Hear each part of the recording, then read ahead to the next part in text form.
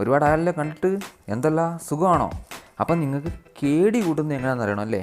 മുത്തേ ഒരു സീനും ഇല്ല, സിമ്പിളാണ്. കേടി കൂട്ടണമെങ്കിൽ കൂടുതൽ കില്ലെടുത്താൽ എത്ര ഉള്ളു, പരിപാടി കഴിഞ്ഞ് ബൈ ബൈ.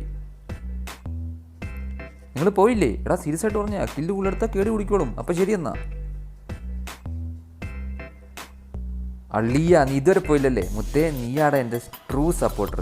നിനക്ക് ഞാൻ പറഞ്ഞുതരും എങ്ങനെയാണ് കേടി സെറ്റാക്കണ്ടേന്ന്. ബാക്കി എക്സിറ്റ് അടിച്ചവന്മാരൊക്കെ പോട്ടെ, അവന്മാർ ജീവിതകാലം മുഴുവൻ ഒരു കേടിയും നിൽക്കും. പക്ഷെ നിൻ്റെ കേടി ഉണ്ടല്ലോ, അത് നമ്മൾ സെറ്റാക്കും.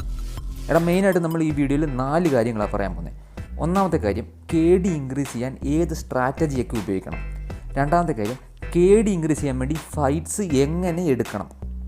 മൂന്നാമത്തെ കാര്യം, കേടി ഇൻക്രീസ് ചെയ്യാൻ വേണ്ടി ഈ ഇവൻറ്റിൽ 3.5 അപ്ഡേറ്റിൽ നമ്മൾ എങ്ങനെ കളിക്കണം. നാലാമത്തെ കാര്യം, കേടി ഇൻക്രീസ് ചെയ്യാൻ വേണ്ടി ഏതൊക്കെ ഉഡായിപ്പ് വഴികളുണ്ട്. ഓക്കെ മച്ചാനെ, നമ്മുടെ ചാനലിൽ പുതിയതായിട്ട് വന്നതാണെങ്കിൽ അറിയാമല്ലോ, സബ്സ്ക്രൈബ് അടിക്കാൻ മറക്കല്ലേ. അതുപോലെ തന്നെ വീഡിയോ ഒന്ന് ലൈക്ക് അടിക്കുക പ്ലീസ്, മറക്കരുത് കേട്ടോ. എടാ അപ്പോൾ നിങ്ങൾ ചോദിക്കുന്നുണ്ടായിരിക്കും, ഈ കേടിയുടെ കാര്യം പറയാൻ എനിക്കെന്ത് യോഗ്യതയുള്ളത്? എടാ ഞാൻ എൻ്റെ സ്റ്റാറ്റ്സ് ഒന്ന് കാണിച്ചു തരാം. ഇതൊന്ന് നോക്കി. ഈ സീസണിൽ ഞാൻ 16 കളിയെ കളിച്ചുള്ളൂ, അത് വിട്ടേക്ക്. കഴിഞ്ഞ സീസണിൽ ഞാൻ 100 കളിയെ കളിച്ചുള്ളൂ, വളരെ കുറവ് കളിയാണ്, അതും വിട്ടേക്ക്. അതിൻ്റെ മുന്നത്തെ സീസൺ ഞാൻ 200 കളി കളിച്ചു, പ്രോപ്പറായിട്ട് 200 കളികൾ. അതൊരു നല്ലൊരു മാച്ചസ് നമ്പർ അല്ലേ? എൻ്റെ കേടി നോക്കി 9 കേടി. എടാ ഞാൻ വലിയ കാട്ടുപ്രോയൊന്നുമല്ല, എനിക്ക് 20 കേടി 25 കേടിയൊന്നുമില്ല. പക്ഷേ ഈ ഒരു എബോ ആവറേജ് കേടി ഉണ്ടല്ലോ, ഇത് എന്തായാലും ഈ വീഡിയോ കാണുന്നവർക്ക് ഈ രീതിയിൽ എബോ ആവറേജ് കേടി എന്തായാലും സെറ്റാക്കാൻ പറ്റുമെന്ന് എനിക്ക് 100% ഉറപ്പുണ്ട്. പക്ഷേ ഒരു കാര്യമുണ്ട്, നിങ്ങൾക്കൊരു നല്ലൊരു ഡിവൈസ് വേണം. ഒരു 60 FPS കിട്ടുന്ന ഡിവൈസ് അത്രയും മതി. ഒരു 60 FPS കിട്ടുന്ന ഡിവൈസും നല്ലൊരു ഇൻ്റർനെറ്റ് കണക്ഷൻ. എൻ്റെ ഡിവൈസ് ഐഫോൺ XR, എനിക്ക് 60 FPS കിട്ടത്തുള്ളൂ, നല്ല ലാഗും ഉണ്ട്. പിന്നെ എനിക്ക് വൈഫൈയും. എടാ വീഡിയോയിലോട്ട് കിടക്കുന്നതിന് മുമ്പേ 4 ജനറൽ പോയിൻറ്റ്സ് പറഞ്ഞോട്ടെ. എടാ ഫസ്റ്റ് പോയിൻറ്റ്, ഏറ്റവും ഇമ്പോർട്ടൻ്റ് പോയിന്റ് എന്ന് പറഞ്ഞാൽ, കേടി കൂട്ടണമെങ്കിൽ നമ്മൾ കില്ലിന് വേണ്ടി കളിക്കരുത്. ഭ്രാന്തളകി വിത്തുകളെ പോലെ വെക്രാവടി എന്ന് പറഞ്ഞാൽ എനിമി അണ്ണാക്കിലോട്ട് കയറി ചെല്ലരുത്. കില്ല് വേണം എന്ന് പറഞ്ഞ് അങ്ങനെ ചെയ്താൽ നിങ്ങളുടെ കേടി കൂടില്ല. രണ്ടാമത്തെ കാര്യം, എടാ കേടി കൂട്ടണമെങ്കിൽ മാക്സിമം ക്ലോസ് റേഞ്ച് ഫൈറ്റ് ഒഴിവാക്കണം. ലോങ് റേഞ്ച് ഫൈറ്റും പിന്നെ ക്ലോസ് റേഞ്ച് വരുവാണെങ്കിൽ നെയ്ഡ് മോളിയൊക്കെ ഉപയോഗിക്കുക. അതല്ല ഒരു രക്ഷയില്ലെങ്കിൽ മാത്രമേ 1v1 ക്ലോസ് റേഞ്ച് എടുക്കാവുള്ളൂ. അതെന്താണെന്നുള്ളത് ഞാൻ ഡീറ്റെയിൽ ആയിട്ട് ഈ വീഡിയോയിൽ തന്നെ പിന്നെ പറഞ്ഞുതരാം. അപ്പം നിങ്ങളൊരു കാര്യം ശ്രദ്ധിക്കണം, ലോങ് റേഞ്ച് ഫൈറ്റ് എടുക്കുമ്പോൾ നിങ്ങളുടെ റീകോയിൽ കൺട്രോളൊക്കെ പക്കയായിരിക്കണം. ലൈക്ക് എന്ന് വെച്ചാൽ നമ്മുടെ വെർട്ടിക്കൽ റീകോയിൽ എല്ലാവർക്കും ഒരുവിധം കൺട്രോൾ ചെയ്യാൻ പറ്റും, പക്ഷേ ഹൊറിസോണ്ടലാണ് എല്ലാവർക്കും പാട്. അത് പ്രോപ്പറായിട്ട് എങ്ങനെ കൺട്രോൾ ചെയ്യാമെന്ന് ഞാൻ ഓൾറെഡി ഒരു വീഡിയോ ചെയ്തിട്ടുണ്ട്, സമയമുള്ളവർ അത് കയറി ഒന്ന് കാണുക. ഇനി മൂന്നാമത്തെ പോയിൻ്റ് എന്താണെന്ന് വെച്ചാൽ, നമുക്ക് നല്ലവണ്ണം കേടി കൂട്ടണമെന്നുണ്ടെങ്കിൽ സ്കില്ല് മാത്രം പോരാ, ഗെയിം സെൻസും വേണം. അത് വളരെ ഇമ്പോർട്ടൻ്റാണ്. ഇനി നാലാമത്തെ കാര്യം, ജനറലായിട്ടുള്ള കാര്യം, എല്ലാവർക്കും അറിയാവുന്ന കാര്യം. എടാ ഒരു 60 FPS എങ്കിലും കിട്ടുന്ന ഒരു ഡിവൈസ് അത് നമുക്ക് മസ്റ്റാണ്. എന്നാലും നമുക്ക് നല്ല രീതിയിൽ കേടി കൂട്ടാൻ പറ്റും. ഓക്കെ, ഇനി നമുക്ക് വീഡിയോയുടെ മെയിൻ ഭാഗത്തിലൂടെ കിടക്കാം. അപ്പോൾ ആദ്യത്തേത്, കേടി കൂട്ടാൻ വേണ്ടി ഏതൊക്കെ സ്ട്രാറ്റജിയാണ് നമുക്ക് വേണ്ടത്. എടാ ആദ്യത്തെ 100 മാച്ചസ് വളരെ ഇമ്പോർട്ടൻ്റാണ്. നിങ്ങൾ ഈ ആദ്യത്തെ 100 മാച്ചസ് തന്നെ നിങ്ങൾ ഉദ്ദേശിക്കുന്ന കേടി സെറ്റാക്കി കൊണ്ടുവരണം. നിങ്ങളിപ്പോൾ ഒരു 6 കേടിയാണ് ഉദ്ദേശിക്കുന്നത് വെച്ചോ, നിങ്ങളിപ്പോൾ ഒരു 50 മാച്ചായി. ഈ 50 മാച്ച് നിങ്ങൾക്ക് 5 കേടി ആയുള്ളൂ. പക്ഷേ 100 മാച്ച് ആകുമ്പോഴത്തേക്ക് നിങ്ങൾ അതെങ്ങനെയാലും 6 കേടിയിൽ എത്തിച്ചേ പറ്റത്തുള്ളൂ. കാരണം എന്താണെന്ന് വെച്ചാൽ 50 മാച്ചസിൽ നിനക്ക് 5 കേടി ഉണ്ടെങ്കിൽ 100 മാച്ചസിൽ 6 കേടിയാക്കാൻ അത്ര പാടില്ല. അതേസമയം 350 മാച്ചസിലാണ് 5 കേടിയെങ്കിൽ 400ാമത്തെ മാച്ചിൽ 6 കേടിയാക്കാൻ ഭയങ്കര പാടാണ്. അന്നേരം നിങ്ങൾക്ക് ഓരോ മാച്ചിലും 10-20 കില്ല് വെച്ച് എടുക്കേണ്ടി വരും. എടാ ഈ കാര്യം വളരെ ഇമ്പോർട്ടൻ്റ് ഓർത്തിച്ചോ, മാച്ചസിൻ്റെ എണ്ണം കൂടുന്തോറും കേടി ഇൻക്രീസ് ചെയ്യാൻ ഭയങ്കര പാടായിട്ട് വരും. എടാ രണ്ടാമത്തെ കാര്യം എന്ന് വെച്ചാൽ, ഓരോ മാച്ചിലും നിങ്ങൾ ടാർഗറ്റ് വെക്കണം. അതിപ്പോൾ നിങ്ങളൊരു 6 കേടി ഉദ്ദേശിക്കുന്നെങ്കിൽ ഈച്ച് ആൻഡ് എവരി മാച്ച്, എല്ലാ മാച്ചിലും നിങ്ങൾക്ക് ഏറ്റവും കുറഞ്ഞത് മിനിമം 6 കില്ലേലും കിട്ടിയിരിക്കണം. ഇനിയിപ്പോൾ നിങ്ങൾ ആലോചിച്ച് നോക്കിയേ, ഒരു കളി നിങ്ങൾക്ക് 0 കില്ലിൽ നിങ്ങൾ ചത്തു എന്ന് വെച്ചു, അപ്പോൾ എന്താ ചെയ്യണ്ടേ? എടാ അപ്പോൾ അതിൻ്റെ അടുത്ത കളി ആ മാച്ചിൻ്റെ കിൽസ് കൂടെ കോമ്പൻസേറ്റ് ചെയ്യണം. അപ്പോൾ നിങ്ങൾ ഓൾറെഡി 6 കില്ലാണ് ഒരു മാച്ച് പ്ലാൻ ചെയ്തിരിക്കുന്നത്. അപ്പോൾ കഴിഞ്ഞ കളി നിങ്ങൾ 0 കില്ല് ചത്തുകൊണ്ട് ഈ കളിയിൽ നിങ്ങൾ 6 kill plus 6 kill total 12 kill എടുക്കണം.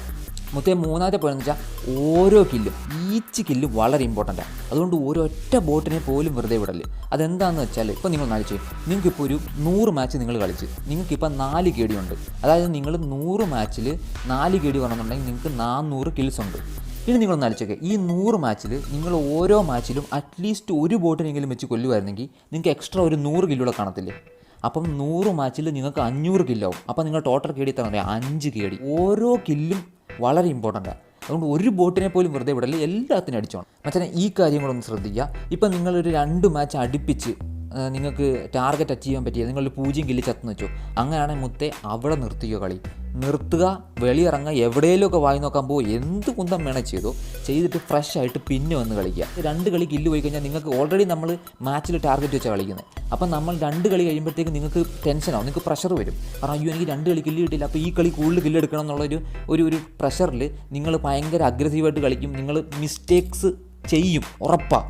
അന്നേരം കണ്ടിന്യൂസ് ഒരു 3-4 കളിയൊക്കെ അതുപോലെ അങ്ങ് പോകും. അങ്ങനെ പോയാൽ എന്ത് പാടായിരിക്കും എന്ന് പറയും കേടി പിന്നെ തിരിച്ചു കയറ്റിക്കൊണ്ടുവരാൻ. Did you are late? Should I tell mom? Should I order Momo?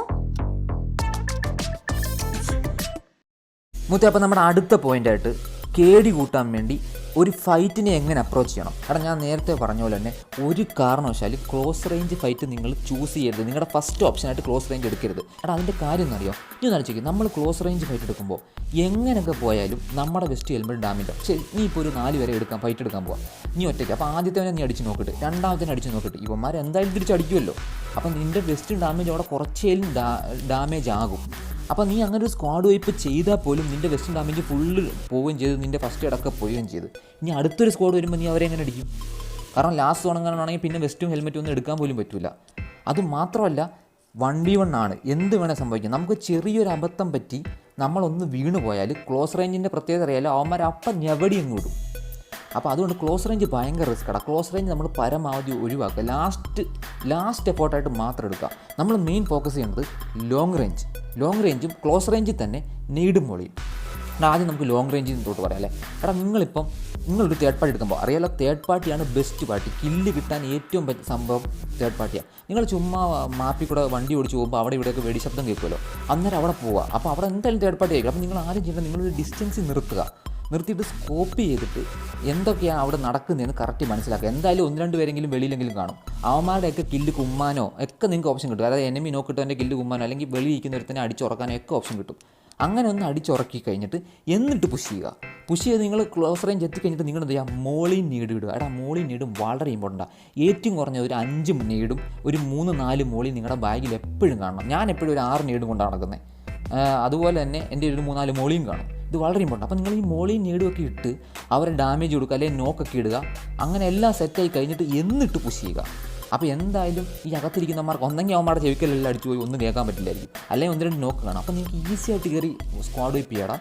അപ്പോൾ നിങ്ങൾക്ക് റിസ്ക് ഒഴിവാക്കുക എന്നുള്ളത് മനസ്സിലായോ. അപ്പോൾ നിൻ്റെ വെസ്റ്റ് ഹെൽമെറ്റ് ഒന്നും ഡാമേജ് ആകത്തില്ല, എല്ലാം നമുക്ക് അടുത്ത ഫൈറ്റിന് ഉപയോഗിക്കാം. നമ്മുടെ അടുത്ത പോയിന്റ്, ഈ ഇവൻറ്റ് അതായത് 3.5 അപ്ഡേറ്റ്, ഈ മാമത്തിൻ്റെ അപ്ഡേറ്റിൽ നമ്മൾ എങ്ങനെ കളിക്കണം. ഈ അപ്ഡേറ്റിൻ്റെ പ്രത്യേകത അറിയാലോ, നമുക്ക് റീകോള് ഒരെണ്ണേ ഉള്ളൂ. അത് ആ ഇവൻറ്റിനകത്ത് നിന്നാൽ മാത്രമേ ഉള്ളൂ, ഇവൻറ്റിൽ നിന്ന് പുറത്ത് പോയാൽ റീകോളില്ല. അപ്പം നിങ്ങൾ ഒന്നും ചെയ്യേണ്ട മുത്തേ, ഡയറക്റ്റ് ഇവൻറ്റിൽ ഇറങ്ങിക്കോ, ഫുള്ള് റാമ്പോ ആയിക്കോ, വെക്കടാ വെടി, കിട്ടുന്നവന്മാരെയൊക്കെ അടിക്കുക. ഇപ്പം നിങ്ങൾ ചത്തു, പക്ഷേ നിങ്ങൾ ആ ഇവൻറ്റിൽ നിന്ന് ഒരു 3 കില്ലെടുത്ത്, ഏറ്റവും കുറഞ്ഞൊരു 3 കില്ലെല്ലാം എടുത്തെന്ന് വെച്ചോ, നിങ്ങൾ ചത്ത് കഴിഞ്ഞിട്ട് നിങ്ങൾക്കൊരു റീകോൾ ഉണ്ടല്ലേ, ആ റീകോൾ തീർന്നിടം വരെ നിങ്ങൾ അഗ്രസീവായിട്ട് കളിക്കുക. അപ്പോൾ അവിടെ നിന്ന് നിങ്ങൾക്ക് ഒരു 2 ബോട്ടിനെ കൊന്ന്, ഒരു 2 പ്ലെയറിനെ കൊന്ന് പോട്ടെ, ഏറ്റവും കുറഞ്ഞൊരു 3 കില്ലെന്ന് വെച്ചോ. അപ്പോൾ ടോട്ടൽ കില്ല് ഇപ്പോൾ എത്രയായി? 6 കില്ലായി. എപ്പോൾ റീകോൾ ചെയ്യുന്നോ അന്നേരം ഈ പരിപാടി നിർത്തിയോ, ഹോൾഡ് ചെയ്ത് കളിക്കുക.